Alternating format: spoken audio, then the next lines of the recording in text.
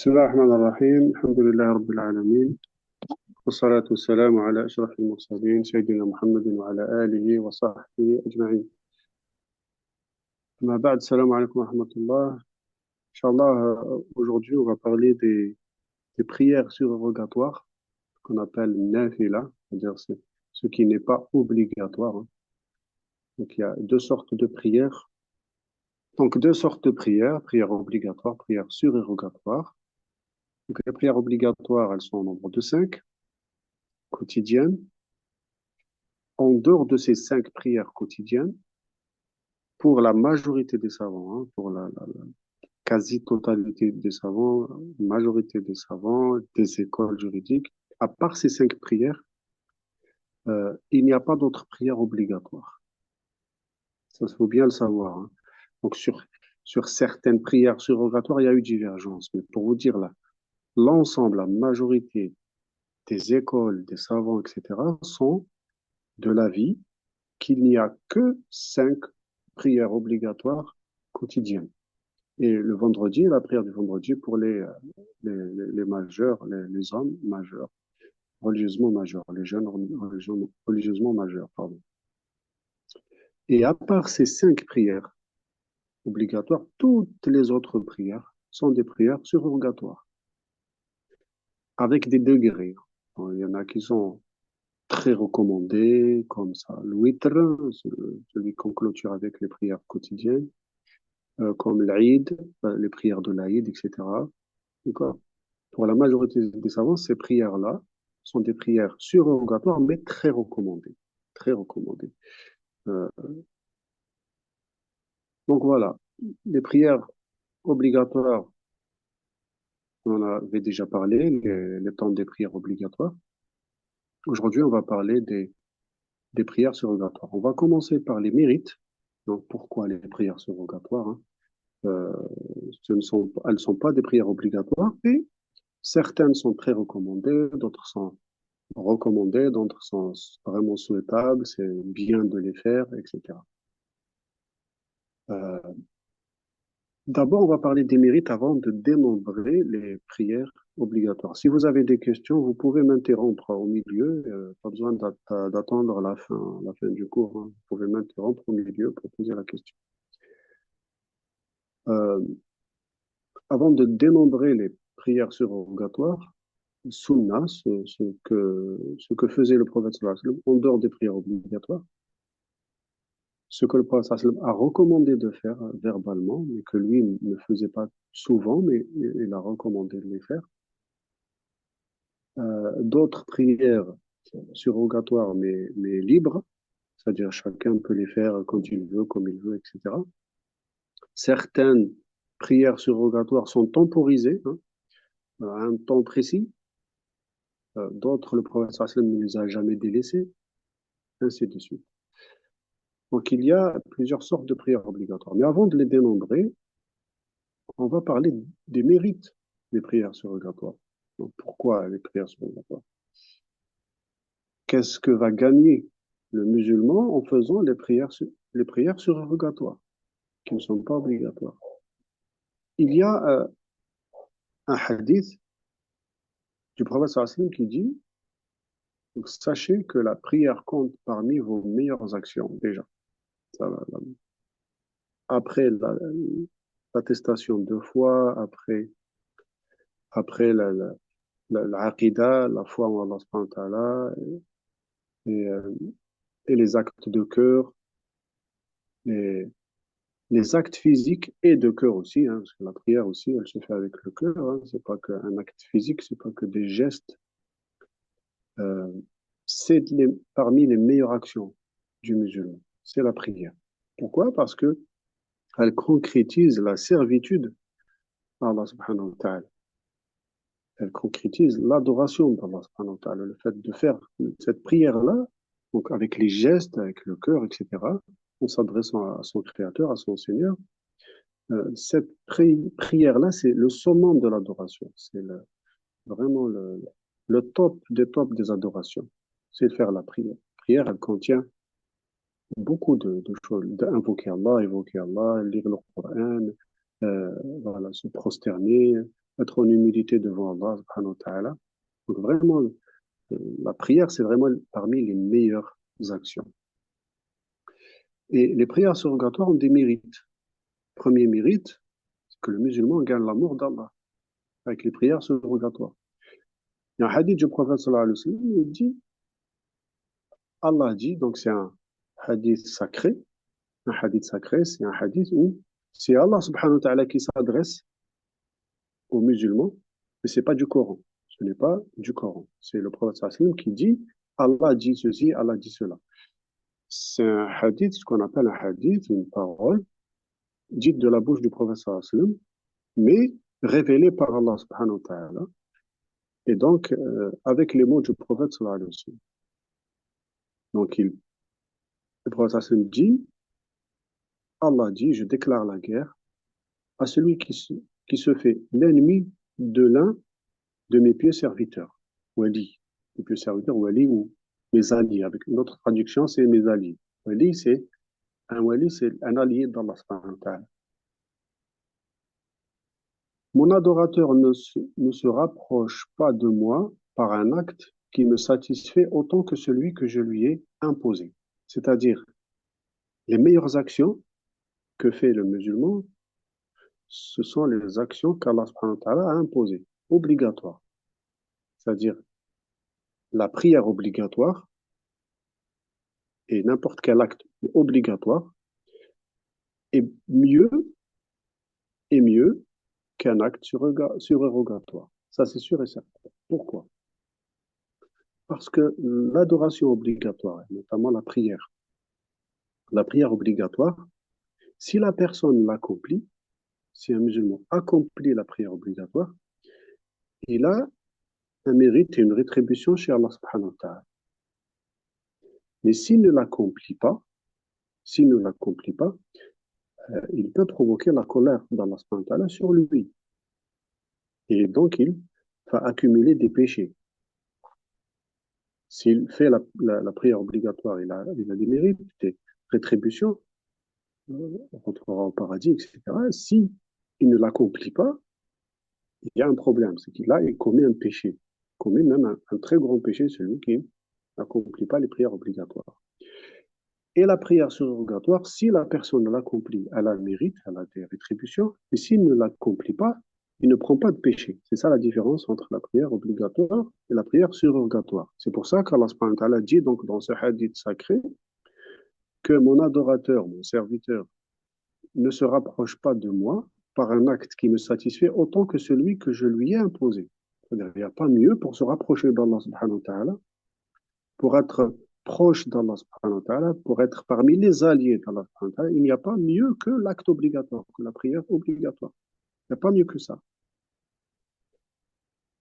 Et puis, en second degré, Allah subhanahu wa ta'ala nous dit donc dans ce hadith sacré, et mon adorateur ne cesse de se rapprocher de moi par des actes d'adoration volontaires ou surérogatoires, qu'on appelle nawafil, jusqu'à ce que je l'aime.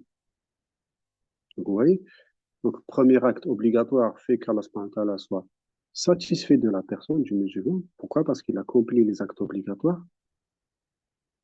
Et s'il accomplit les actes volontaires ou les actes surérogatoires, nawafil, là, il se rapproche encore plus d'Allah subhanahu wa ta'ala et il atteint jusqu'à atteindre l'amour d'Allah subhanahu wa ta'ala pour lui. C'est-à-dire, Allah subhanahu wa ta'ala aimera cette personne encore plus, euh, encore plus qu'il n'est satisfait de lui. Il est satisfait de lui, en plus encore il l'aime. Et lorsque je l'aime, lorsqu'Allah subhanahu wa ta'ala aime son serviteur, je deviens alors son oui par laquelle il entend, sa vue par laquelle il voit, sa main par laquelle il saisit, son pied avec lequel il marche. S'il me demande, je lui donne, et s'il cherche protection auprès de moi, je lui accorde. Donc, vous voyez, les actes surrogatoires donnent une place importante au serviteur auprès d'Allah subhanahu wa ta'ala. Donc, il arrive jusqu'à gagner l'amour d'Allah subhanahu wa ta'ala pour lui. Allah l'aimera. Allah l'aimera. Donc, ça, c'est le premier mérite. Le premier mérite, c'est de l'acte surrogatoire, c'est de gagner l'amour d'Allah subhanahu wa ta'ala. Et il se rapproche d'Allah. Tellement il se rapproche d'Allah qu'Allah subhanahu wa ta'ala va lui le protéger. Donc, c'est quelqu'un qui accomplit les actes surrogatoires, et notamment les prières surrogatoires, devient protégé par Allah, en fait. Protégé par lui. Tellement Allah le protégera que cette personne-là, en fait, ne fera, n'accomplira avec ses mains, ne regardera avec ses yeux, n'entendra avec ses oreilles que ce qui satisfait Allah subhanahu wa ta'ala. C'est ça, la protection d'Allah. Après l'amour vient la protection et donc le serviteur sera protégé par Allah subhanahu wa ta'ala. Donc les actes qu'il va accomplir seront des actes guidés par Allah subhanahu wa ta'ala. Donc vous voyez un peu ce que gagne la personne, c'est que Allah subhanahu wa ta'ala le guidera à accomplir que de bonnes actions et l'éloignera des mauvaises actions.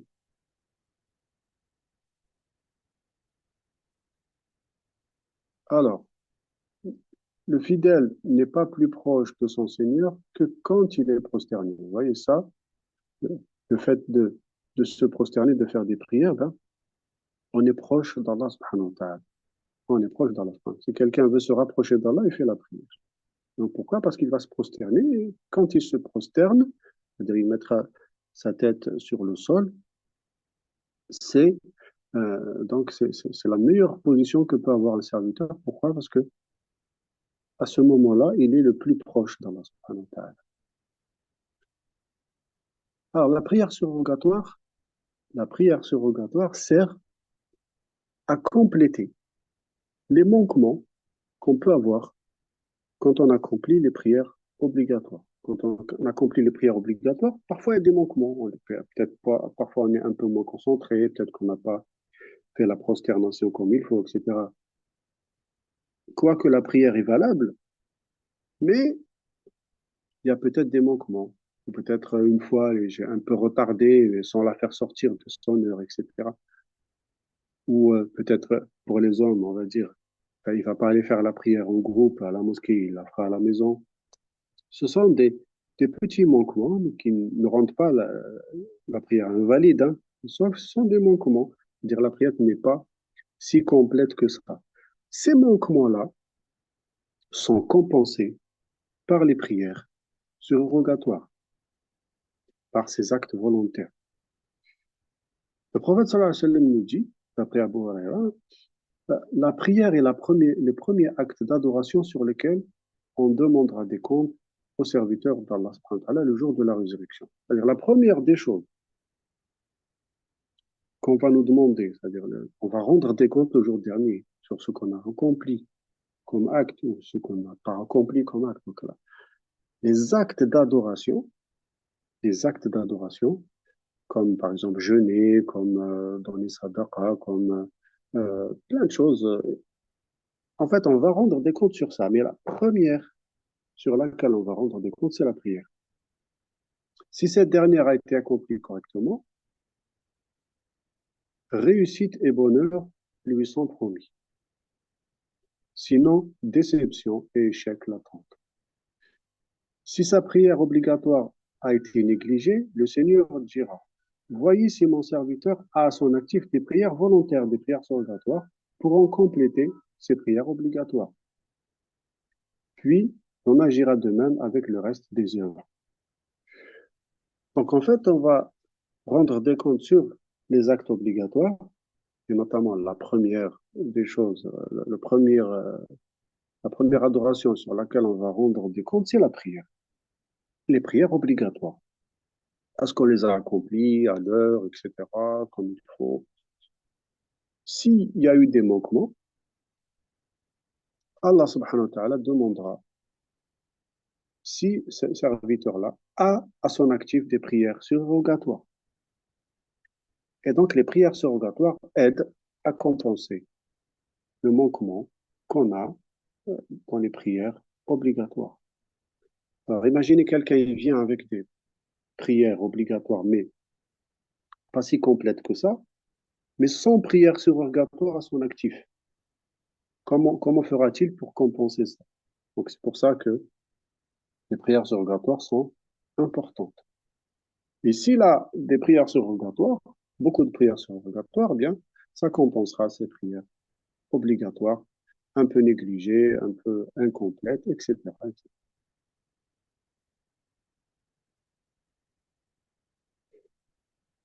Le musulman obtient davantage de bonnes actions et ses mauvaises actions sont effacées. Donc, les prières, ce sont des actes, ce sont de bonnes actions, ce sont des hasanat. Et Allah subhanahu wa ta'ala nous dit dans le Coran que les hasanat effacent les sayyi'at, les bonnes actions effacent les mauvaises actions. C'est-à-dire si quelqu'un, euh, comme on est tous, hein, on est tous des faibles, des pécheurs, hein, donc on commet des péchés, des petits péchés, etc. Ces péchés-là, ces petits péchés-là, sont effacés par les prières, par les prières. Le prophète sallam nous dit, multiplie les prosternations, car tu ne te prosternes pas devant Allah sans qu'il ne t'élève par cela d'un degré et n'efface par cela l'un de tes péchés. Donc les péchés, les petits péchés, on va dire, les péchés toujours, pas les péchés mortels, pas les grands péchés. Les grands péchés, c'est une autre histoire. Mais les péchés qu'on peut faire voilà, au quotidien, etc., par inattention, par faiblesse, tout ce qu'on veut, ces péchés-là sont effacés par, sont effacés par les prières surrogatoires. Même les prières obligatoires effacent les péchés. Car le prophète nous dit, hein, entre une prière obligatoire et une autre prière obligatoire, si on a commis des péchés entre les deux, ils sont effacés.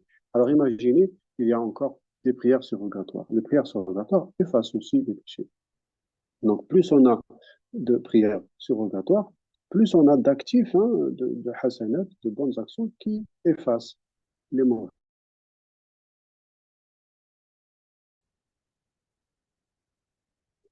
Donc le pardon des péchés, hein, toujours, hein, selon Asman bin Affan, qu'Allah soit satisfait de lui, qu'Allah l'agrée, le prophète sallallahu alayhi wa sallam a dit, quiconque accomplit ses ablutions de cette manière-là, puis, c'est-à-dire comme le fait le prophète sallallahu alayhi wa sallam, puis effectue deux rak'ahs, à deux cycles, en étant concentré, verra ses péchés antérieurs effacés.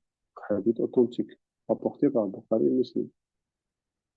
Donc si quelqu'un fait ses ablutions, il va faire deux rak'at, deux cycles, en étant en humilité devant Allah, en étant concentré, etc. Allah subhanahu wa ta'ala lui efface les péchés antérieurs. Donc voilà. Beaucoup, beaucoup de mérite de ces prières. Encore un autre hadith du prophète sallallahu alayhi wa sallam qui dit, Jibril est venu et m'a dit, ô Mohammed, vis tant que tu veux, car tu finiras par mourir. Et aime qui tu veux, tu finiras par le quitter. Agis comme tu veux, tu en seras rétribué. Sache que la noblesse d'un croyant consiste à prier la nuit et que sa fierté consiste à ne rien demander aux gens. Donc voilà. Il mérite aussi des prières ici, des prières de la nuit. Ce sont aussi des prières surrogatoires, mais on fait. La pureté des l'âme du croyant, de tous les mots. En effet, les nombreuses prières surrogatoires font partie de l'évocation d'Allah, le dhikr, pour évoquer Allah contribue à apaiser le cœur. Allah subhanahu wa ta'ala dit, ceux qui ont cru et dont les cœurs s'apaisent à l'évocation d'Allah, certes, c'est par l'évocation d'Allah que les cœurs s'apaisent. Bien sûr, pendant la prière, on récite le Coran. Donc c'est du dhikr. Réciter le Coran, c'est du dhikr. Le dhikr, l'évocation d'Allah, par la récitation du Coran, l'évocation d'Allah, le dhikr, par tasbih, on dit Subhanallah, Subhan Rabbi al-A'la, on dit Subhan Rabbi al-Azim, l'évocation d'Allah par l'invocation pendant la prière, le fait d'être concentré, tout ça apaise la personne. Le prophète sallallahu alayhi wa sallam disait à Bilal quand il faisait, avant de faire le adhan, fais-nous apaiser par la prière, c'est-à-dire va appeler à la prière, cela va nous apaiser. Cela va nous apaiser, la prière apaise, car elle fait partie du dhikr aussi. Elle fait partie du dhikr, de l'évocation dans la subhanahu wa ta'ala. Donc, Là, Allah subhanahu wa ta'ala dit aussi dans le Coran, euh, ô vous qui avez cru, donc aidez-vous de la prière, aidez-vous de la patience et de la prière. Allah subhanahu wa ta'ala est avec les patients. Hein. يا أيها الذين آمنوا استعينوا بالصبر والصلاة. الصلاة, la prière, qui aide à patienter, qui aide à résister, à prendre sur soi quand on est devant des épreuves, etc. Un des compagnons du prophète sallallahu alayhi wa sallam, Al-Fadl ibn Abbas, qui est le frère de, après la mort du prophète sallallahu alayhi wa sallam, il a perdu un fils. On vient lui annoncer la mort de son fils. Qu'est-ce qu'il a fait? Il est parti faire la prière. On lui a dit, comment on t'annonce la mort de ton fils, tu vas faire la prière? Il leur a dit, vous oubliez vite. Parce qu'Allah subhanahu wa ta'ala ne dit pas dans le Coran, ô vous qui avez cru, aidez-vous de la patience et de la prière. Allah subhanahu wa ta'ala est avec les patients. Donc voilà, la prière. Et le prophète sallam aussi, lorsque il ressentait ou il avait une mauvaise nouvelle, ou il ressentait de la gêne, ou de la tristesse, etc., quelle que soit la raison, euh, il allait vite faire la prière. Donc, il sautait, c'est-à-dire il allait vite aller faire la prière. Pourquoi? Parce que la prière, justement, apaise les cœurs. La prière apaise. Et d'ailleurs, entre guillemets, lorsque quelqu'un fait un cauchemar la nuit, le cauchemar vient du shaitan, vient des démons la nuit. Qu'est-ce qu'il y a lieu de faire? Il y a lieu de souffler, de demander à Allah subhanahu wa ta'ala de nous protéger de ce mauvais rêve, de ce cauchemar, de tourner sur l'autre flanc, d'invoquer Allah, de dire A'udhu billahi minash shaitanir rajim, etc. Et aussi de faire ses ablutions et de faire deux rak'at. Et de faire deux rak'at, ça apaise et ça fait oublier ce cauchemar. Donc voilà, donc les mérites des prières sont tellement nombreux qu'on va même pas pouvoir les dénombrer tous aujourd'hui. La bénédiction dans la maison d'un musulman, la prière est quelque chose qui apporte la bénédiction, le baraka, dans la maison, chez soi, au foyer. Le prophète sallam a dit, avant le hadith qu'on va voir, hein, le prophète sallam disait, faites la prière dans vos maisons. La meilleure prière accomplie, c'est celle qui est accomplie dans la maison, sauf les prières obligatoires. Les prières obligatoires s'accomplissent à la mosquée. Mais les prières surrogatoires, il est préférable de les accomplir à la maison. Les prières surrogatoires, dit le prophète sallallahu alayhi wa sallam, ne rendez pas vos maisons comme des tombes. Faites la prière, hein, dans vos maisons. C'est-à-dire les prières surrogatoires, prières volontaires. Ici, le prophète sallallahu alayhi wa sallam nous dit, lorsque vous avez terminé votre salat à la mosquée, accomplissez certaines de vos prières, hein, surrogatoires chez vous, car par elles, Allah mettra assurément un bien dans vos maisons. La baraka, c'est-à-dire la, la, la bénédiction dans la maison. Donc, accomplir les prières à la maison, ça fait réciter le Coran, ça fait ramener les anges et ça fait fuir les démons. La prière surrogatoire est un des plus grands moyens permettant aux fidèles d'entrer au paradis. Bien sûr, c'est clair. Le prophète sallallahu alayhi wa sallam dit à un de ses compagnons euh, qui nous raconte, je passais la nuit chez le prophète sallallahu alayhi wa sallam, lui apportant l'eau et ses ablutions, et ce dont il avait besoin. Une fois, il m'a dit, demande-moi ce que tu veux. J'ai dit, je te demande ta compagnie au paradis. Il dit, rien d'autre. Il dit, non, rien d'autre. Je veux que ça. Je veux que ta compagnie au paradis. Il dit, aide-moi contre toi-même en multipliant les prosternations, c'est-à-dire en accomplissement beaucoup de prières surrogatoires. Le prophète sallam faisait beaucoup de prières. Quelqu'un qui veut être avec le prophète sallam au paradis, il doit faire beaucoup de prières. Euh, Certaines prières, bien sûr, ont plus de mérite que d'autres. On essaiera de les voir en détail la prochaine fois. Juste pour vous dire, une petite subdivision. Il y a certaines prières obligatoires qu'on fait en accomplissant les prières obligatoires avant et après. Il y a des prières surrogatoires que le prophète sallam a très recommandé de faire, a très recommandé de faire. Notamment 12 rak'at, c'est-à-dire quelques prières, la totalité des cycles, la totalité des rak'at de ces prières sont au nombre de 12 à travers les 5 prières quotidiennes. Quand on les accomplit, ça fait entrer au paradis, ça fait construire une maison au paradis. Ces prières surrogatoires sont au nombre de 12. On les détaillera la prochaine fois. Euh, Deux avant la prière de l'aube, du Fajr. Fajr, il y a une prière surrogatoire au nombre de 2 rak'ah, une prière obligatoire au nombre de 2 rak'ah.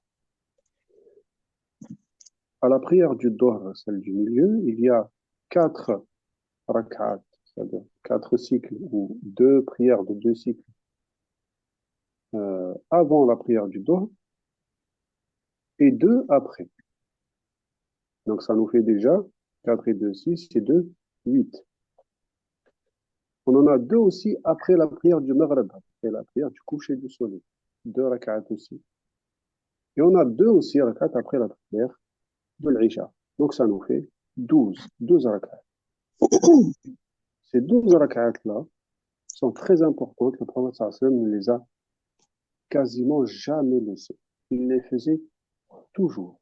Et même quand il ne faisait pas une, il l'a rattrapée. On verra en détail, Inch'Allah. D'autres prières, comme le witr, euh, les prières de rak'at d'ablution, les prières de l'Eid, l'Adha, beaucoup de prières surrogatoires et qui ont beaucoup de mérite. On essaiera de les détailler la prochaine fois, Inch'Allah.